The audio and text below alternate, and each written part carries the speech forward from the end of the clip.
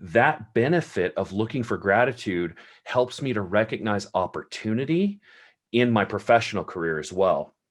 So if I'm living in a place of, even when things are difficult, if I'm living in a place of gratitude, that translates into a place of abundance, and the opportunities pop, they highlight. And I think for me this year, that's been something that's been phenomenal.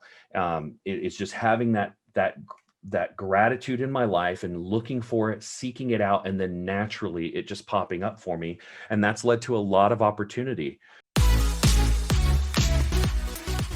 Welcome to the Susan Sly Project, where entrepreneurs rule, startups launch, and the side hustle becomes the main hustle.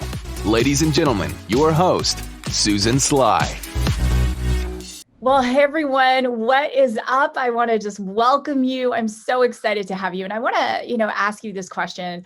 Have you had some challenges thrown at you? Maybe it's a diagnosis of an illness. Maybe it's financial devastation. Maybe it's a divorce, whatever it is. And then you're trying to build a business and you believe in it, but you're emotionally and physically bankrupt. Well, my guest today is really one of my favorite people on the planet. He is an incredible believer. He is a dad. He's a podcast host. He's a vice president of a company. I'm going to go into all of his accolades in just a moment. I want to give a shout out to some fans. So right now, Ireland, if you're in Ireland, oh my gosh, you guys are number 5 in our listening audience of 197 countries. So shouts out. And I found out on 23andMe, I'm 17% Irish. So shouts out to everyone in Ireland. And if you are listening on Spotify or iTunes, go ahead. We love a 5-star review. If you're watching this on YouTube, I am the one, not an assistant, who responds to all of your comments. So go ahead and comment, hit the subscribe button, hit the like button, go ahead and share the show. The focus, of course, of this show is to really do 2 things. Number 1, inspire you to start a business. Number 2 is to help you navigate that business, whether it's sales, marketing, mindset, or like my guest today, who I know is going to inspire you just to stay in the game. So my guest today is the Vice President of Technology Marketing Toolkit. Say that 5 times fast. And I got to know him actually when he was formerly working with Keep by Infusionsoft. And you guys know I have a digital agency, Agency 8, and that is the software that we promote is Keep by Infusionsoft. And from day one, I just knew that this person was extremely special. He's a father of 4 kids, ages 12 to 18, and he and his wife, Amber, are currently navigating cancer, and he's bold about it. And he's also a podcast host and a co-host. And so we're going to talk about that in a moment. But anyway, Danny, thank you so much for being here. It's great to have you. Susan, I am privileged to be here. I appreciate you taking the time and saying such kind things. I'm really excited to be with you. Well, Danny, I also, we might get into this or not. You also have a beautiful sense of humor. We'll see where we go. But I want to jump right in. There are people listening right now, watching right now, and the 2020 has been a really tough year. Whether it was a job furlough or being separated from family. I haven't seen my Canadian family in over a year. A diagnosis. I know some of our listeners, a couple in particular, have written in that they were diagnosed with cancer. It's just been a really tough year, even COVID aside.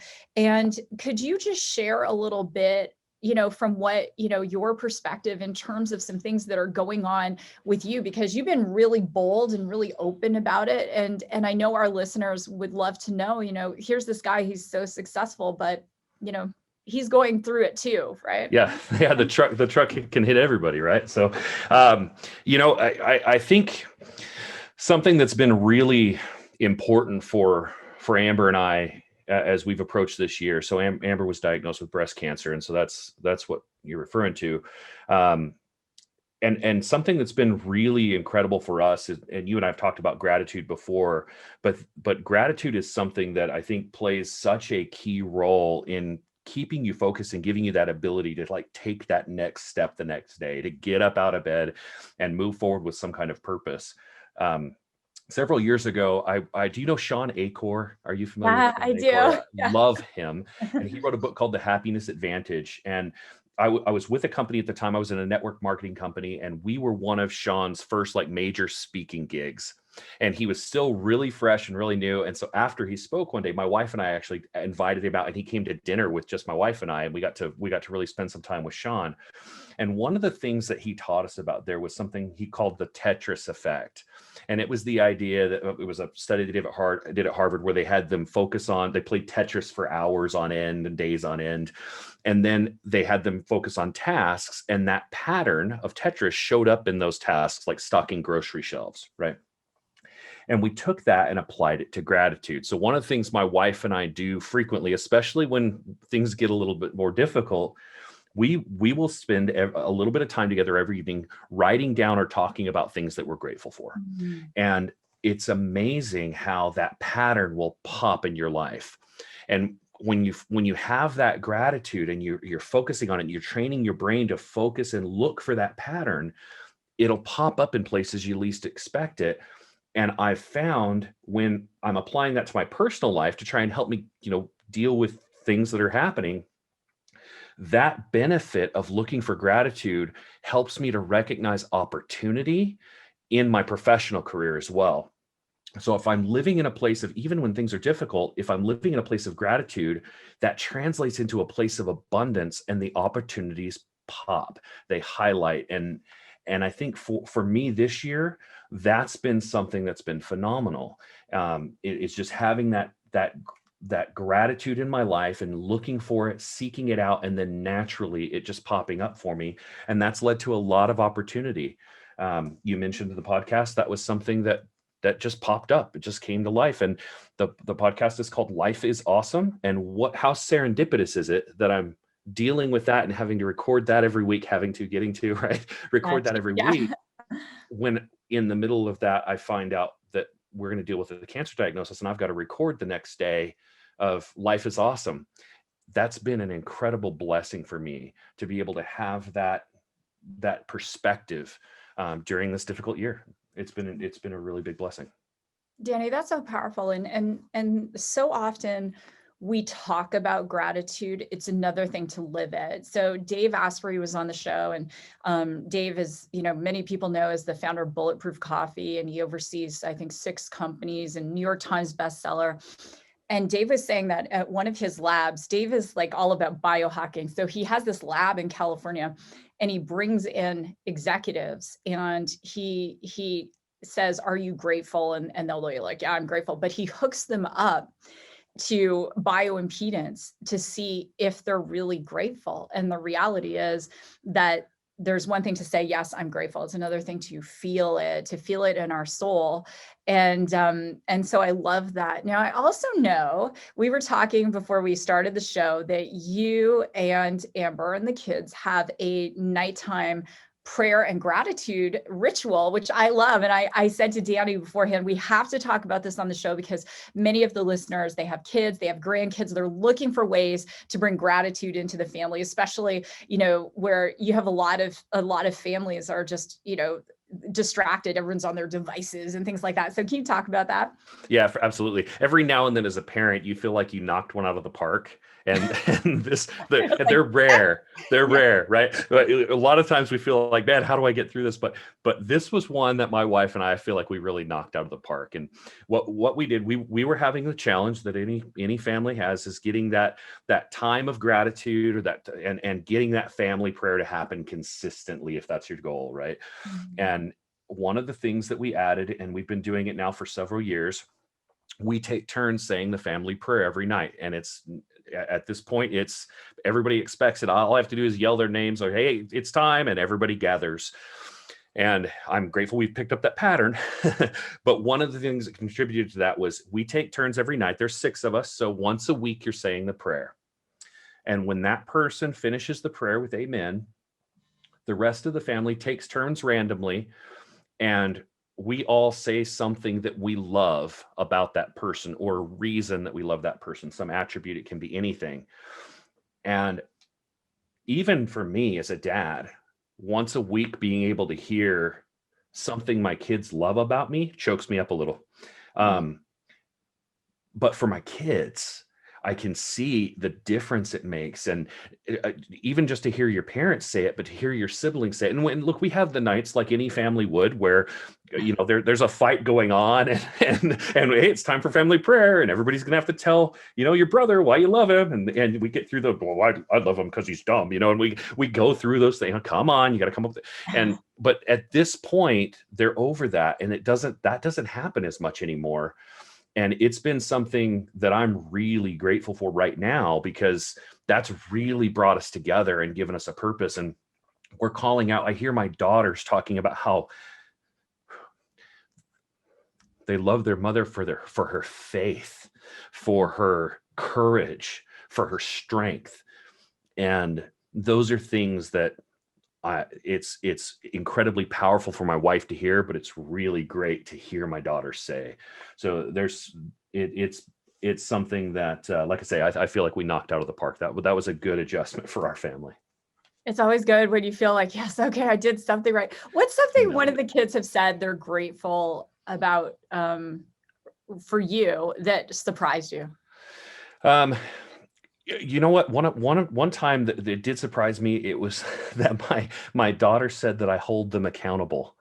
I didn't see that one coming, but she knew she was doing some things that weren't in alignment where she needed to be, and she said she was grateful that I held her accountable, and that was a proud moment. Oh, it's beautiful.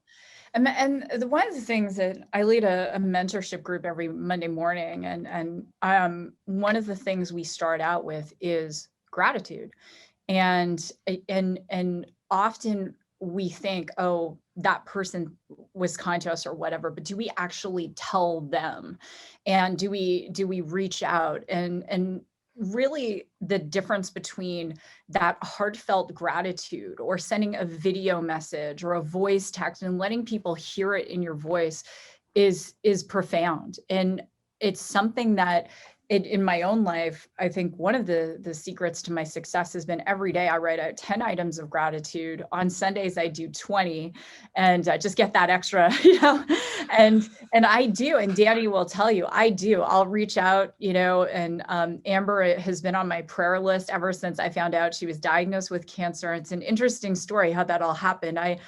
Danny was on my heart during the mentorship group. And it was like, I said to everyone, I want you to think about people who've really touched your lives, but you haven't reached out to them in a long time, and let them know. And so Danny just, God put Danny on my heart, and I reached out to him, and it was the morning his grandma had died. Amber had been diagnosed with breast cancer. And I'm like, oh my gosh. And that was months ago. And Amber has not left my prayer list. There hasn't been a morning, 7 days a week. I am praying over Amber and praying over Danny to have the strength and resilience. And when someone's put on your heart like that, there's a reason. There's a reason. It's incredible on those little glimpses when God shows you his hand. And Susan, you and I are good friends, but it had been months since we had connected. Oh, yeah. It was about as random as it possibly could have been. But it was one of those moments where, and then you said, I thanked you for being, I thank you for being God's messenger to me that day. And you said, what else can I do? And I said, you just did it. You just did it. You had illustrated to me that day that he was aware of me and my family and the challenges we were facing. And it was a critical moment for me to have the strength to stand up and press forward, because look, I faced other challenges in my life. I feel, in looking back on this, I feel like there's been really incredible things that have prepared Amber and I to be able to deal with this. And as we faced challenges, and before we had a home destroyed in a natural disaster, we've had some other things happen. And every time that's happened, if I give it enough time, I can look back now and I can recognize that I'm glad it happened. It benefited my life in some way. It changed things in some way. I am who I am because that happened. And right now, with this challenge and what we're facing, I believe that that's coming, because that pattern's always been there for my whole life. Who am I to doubt it now, right? I can't see it yet, but I know that gratitude for this challenge is coming, and that gives me that strength of knowing that, his hand is going to be there to help get me through it. And you were one of the people that day that really lifted me up, and I was really grateful for our friendship that day. Oh, thank you. Yeah, I just heed it. Like if God puts someone on my heart, I'm like, okay, I'm gonna reach out. Take And action. yeah, by all means, I have my wall kicking moments too, and I'm not perfect, but time and again, even last night, I reached, I thought, oh my gosh, there's something I have to remember. And like a lot of people, I have in my bedside table, a pen, sticky note, and I went into my bedside table, and I pulled out. Someone had sent me all these prayers, and it was beautiful, and I didn't even know who this person was. They had printed out all these prayers, put them in an envelope, like a large envelope, and sent them to me. And for some bizarre reason, and Danny knows I'm super organized, I like things, very neat. For some strange reason, those prayers were on the top. And in my own life, there's definitely some things I'm navigating. And the first prayer that I read was, Holy Spirit, please heal the lies that are in my heart. And it was like, the lies we tell ourselves, that we're not worthy, that, we deserve to suffer, that we deserve poverty, and all those lies. And I was like, Chris was falling asleep. I was like, babe, you won't believe what just happened. And he was like, that's so cool. And, and it's amazing how these things show up, these everyday miracles. I want to ask you, often people listening to this show, they're like, yeah, I want to start a business. I want to leave my career. I want to grow a business. And then life happens, curves happen. And, sometimes they're literally smacked in the face. I can think of a friend of mine right now. Her business was starting to get an uptake, and then she was diagnosed with breast cancer.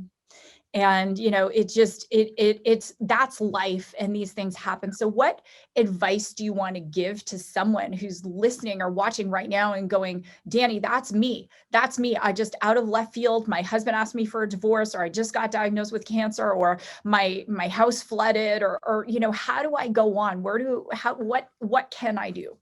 So this has been such a kind of a spiritual discussion that's just heavy on my mind. So, what comes to mind is one of my favorite quotes, and it is that we are, it is our duty. I think the exact quote is that it is our duty as men and women to become the best that we can be, because we are collaborators in our own creation. And I love that idea, right? That God's in control, right? And he's the kind of the architect and everything, but he gives us a say, right? We have some say in what we become, and he gives us more. As we get older, we get more and more freedom to become what we want to be, more and more choice. And for me, what gets me up and helps me to continue to move forward is that image of who do I want to be, and what will making God proud is probably not the way to put it, but I think people will understand that vibe. So, but what can I do to be the best? The best child of God, the best example, the best, however that shows up in your life, what can I do to be the best of service to the people around me? And if my goals and the things that I'm wanting to become are from that angle, and then they're bigger than any of the challenges that are gonna come up, right? And so my goal has to matter to me. What I want and what I'm trying to achieve has to be bigger, and I have to be able to see that sticking up over any obstacles that are thrown out in front of me. Because if my goal doesn't matter to me and it doesn't stick up over the little concrete wall, I'm gonna hit that wall, and I'm not going to have enough desire and enough motivation and enough commitment to find a way around, through, under, over that wall, right? Yeah. But if I have something driving me that's bigger than who I am and matters more to me, then the obstacles are nothing, and you'll overcome them. So I think a lot of the work can be done in real time, but a lot of it is set up now. So for somebody that's not in the trenches right now, not facing like that major life altering challenge right now, do the work now. Figure out who you want to be, how you want to collaborate your creation, what that is going to look like. And if you've got that in your sights, nothing's going to stop you. Right. And for somebody who maybe didn't have that goal set and maybe doesn't see that vision yet, now the brick wall is just blocking your entire perspective. The way I believe that faith works is that wall doesn't just crumble down. That's not faith, right? Faith is that wall gets tiny holes punched in it, and you have to do the work to punch those holes in that wall. And eventually, if you'll step back, you can see through it and you can see what's on the other side. So what you have to do is start punching and come up with what that goal is and what it is that you can see past that wall. And as long as that's bigger and greater than what you're currently facing, you can't be held back. So that's kind of how I approach it, is making sure. And there's been times in my life where I have not set my goal big enough. It not mattered to me, and I lost my emotional connection to who I want to be and what do I want to accomplish. And finding that again is, I think, the key. Let's talk about that for a moment. You just said you didn't set your goal big enough. I know sometimes there are people who they're afraid to set goals because time and again, they've set goals that are so big, they don't achieve them. How does someone navigate that? Yeah, so for me, when it happened to me, I set a goal just to have something better than what I was leaving. Okay. And where it happened was I was in the car business, and I had worked my way through to the end of the car business where I was the general sales manager. And I went to a meeting with a bunch of other general managers and owners of car dealerships. And in a conversation, realized I was the only man in the room without a divorce. And it shook me. And I quit my job on the way home. I was riding with the owner, and I quit my job. Gave my 2 weeks notice right then. I can't live like that, because I could already see it coming. I was spending way too much time away from the family. My daughter didn't really know who I was. My wife would leave, and my daughter would cry like she was with a stranger. Like I was headed in the wrong direction. So I left for the right reasons. But my goal was just not to get divorced. My goal was just not to be a bad car salesman dad. Like, I didn't have a real purpose other than a noble cause of why I didn't want to be something, but I had nothing that I did want to be. And I wandered. And I was lucky enough to stumble into a friend of mine who got me into an alarm system company, and I sold alarms, and I wandered, and I was successful at it. I was okay. I mean, but I was in survival mode, right? And it was, hey, I did this because, and there was a little bit of pride in me too, of like, yeah, I quit my job so I could save my marriage. You know what I mean? Like, I had this little bit, even though it was a great thing, I had this little bit of pride about it. And it was a couple of years before I really stepped back and said, who do I want to be? What do I want to achieve? And how am I going to go do that? And once I recognized in myself that I didn't have a direction and a purpose, I was still kind of running from something, I spun that around, designed what I wanted to have, and set that goal. And that's made a huge difference. Wow.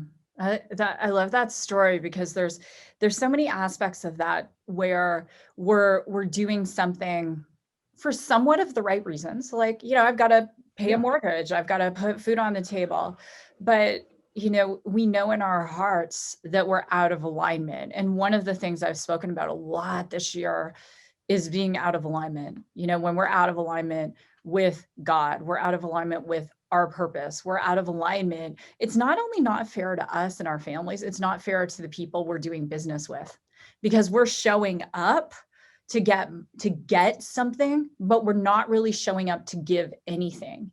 And there's that power in that. Let me ask you, switching gears. So you are senior vice president of a growing company. And I know the founder of the company, amazing person. You guys, you're like, just gives everyone a glimpse of what it is you do in that role. And then I want you to walk us through your day. Okay, so at Technology Marketing Toolkit, I am the VP of Marketing Automation. So she's incredible. Robin is the most brilliant marketing mind I've ever been around, and it is an absolute privilege to work with her. And what we do is we have a very specific target customer. So those of you that are thinking about starting a business, this is step one. It's identify your target client. We work with IT providers. So IT business solution providers, and they manage the IT for a lot of different companies. And we help them with marketing and sales. Look, these guys are really good at working with computers. They're really good with IT stuff, not necessarily strong in marketing and sales and closing deals and those kinds of things. So Robin teaches them how to do that. And because of my experience with Infusionsoft and Keep, I am able to run a division where we help them set up their CRM and their software and things there. And so that's what I do. I work with those people in helping get up their marketing automation set up. And one of the things, like we talked about goals and settings and setting those goals, one of mine was I wanted to be able to provide an opportunity for others. Right. And so rather than just having opportunity for myself, I wanted to be in a position where I could create opportunities for other people. And Robin has given me the ability to do that in the division that I run, and she has me run it essentially like it's my business, and I own it that way. And I've been able to see that happen where opportunity is being created for others. My day, as I get up, the first thing I do is I start with gratitudes and prayer. I have a German short hair pointer, and that dog is the key to my heart health.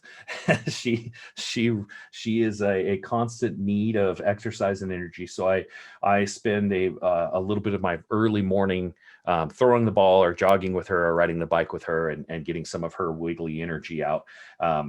And so that gets me the blood flowing, gets things active. I make my way into my home office, and then and from that moment, I don't often leave for a few hours. I have a task list from the night before, anything that is a carryover. So I go through the task list. I create my task for the list for the day. I create the three things. I've got my daily big three written down, and then other tasks that need to hit the list. And if I don't get to those, they move to the big three the next day. I lay out what my day is going to look like. I create it in theory first, and then go create it physically in the world. So, and then I have my calendar very organized. I am not, Susan, by nature, an organized person. That is actually contrary to my natural state. My natural state is one of chaos. And so I've had to create tools that help me to stay organized and stay on top of it. Patterns of habit and patterns, the tools that I use. So as an example, in my email inbox, I have a folder that's created urgent tasks that must be dealt with, and that those urgent tasks must be dealt with today before I stop.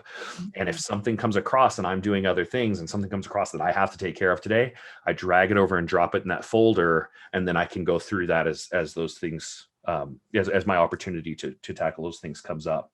So my day from there is spent on team calls, on putting out fires. You end up as a VP, you end up playing a lot of defense and a lot of firefighting. So I do a lot of that, and then on strategy, on the long-term strategy of the division and what we do. So I work with my people a lot.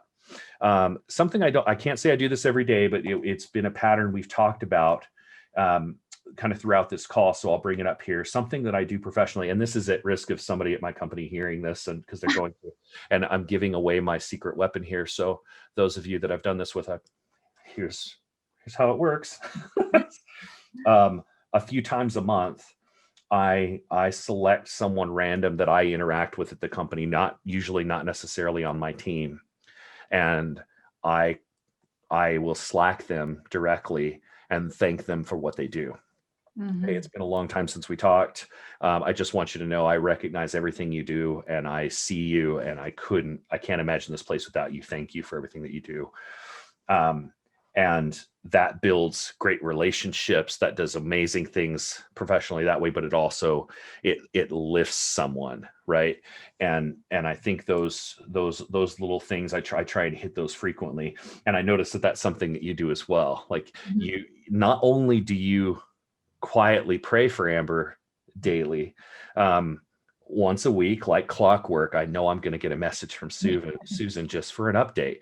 And it's down to, I'm assuming it's conscious, but there's a day that I know that's coming, and I look forward to it. And I think establishing those patterns with the people around you to help lift them up and create that unity in that team, I think those are part of a daily ritual that we need to kind of take on as professionals, business owners, leaders. I think those things really have a massive butterfly effect. That's Danny, that's so powerful, because we're living right now in a weird time where everyone's looking for differences as opposed to looking for similarities. And I do the same thing at Radius, our tech company. So I'll Slack, one of the engineers, and they're so not used to this, right? Yeah. Like, I'll Slack them and go, I just want you to know, I'm really, there's one that I'm going to be sending today, and it's about Python code. And I'm going to be like, oh my gosh, I saw the code you wrote, and, I'm so grateful. And they don't know what to do with it. Like, they really don't, because they're not used to it. And it's up to us, whether we're a culture of one person in our company or we have a larger team, to be doing those things. And it does make a massive difference. And I see companies where they don't have a culture of gratitude and appreciation versus companies that do. It's the companies that have the culture of gratitude and appreciation, they grow much faster. So speaking of that, you wrote a children's book, and I love it, by the way. I did. Well, thank you. Yeah, I did. I wrote a children's book, and I actually, Susan, I wrote this, I don't know, 11 years ago or so. It's called Santa Claus and the True Meaning of Christmas. And it came from the place of Amber and I with our kids, just like every, kind of Christian parent out there that comes to this moment, realize that the kids are completely focused on presents and Santa and magic and flying reindeer and all these amazing things. But it's really, it's almost like when you start to have the story of the nativity or talk about the birth of Christ, it feels a little bit like homework. Like, it's okay, we got to get through that so we can talk about Santa. And we were really struggling with that. And I was driving home one day, and I heard it was on AM radio. I couldn't tell you whose show it was on, but there was a preacher on there, and his solution to this was Santa needs to go away. Needs to have a fiery crash over the Atlantic and never be heard of again. And then we won't focus on the commercialization of Christmas anymore. And I was devastated by that. I grew up in a home where Santa was a big focus. And to dive a little bit more detail here that I haven't really told a lot before, Santa came to visit my sisters and I every Christmas Eve. It got dark, we'd be watching the news, and Santa's there. They had the old radar and everything. And we would hear the reindeer land on the roof. And a few minutes later, Santa would appear at my grandmother's window, and he would come in and spend a few minutes with my family and I. And I wasn't allowed to ask for gifts. The sleigh was packed, right? That was a really magical thing for me.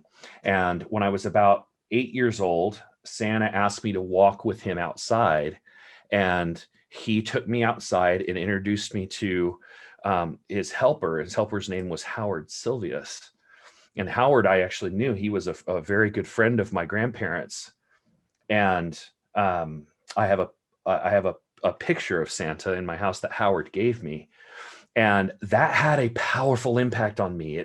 I grew up in that moment. I was given a little bit behind the scenes of the magic and the wonder that goes on and what people had been doing for me.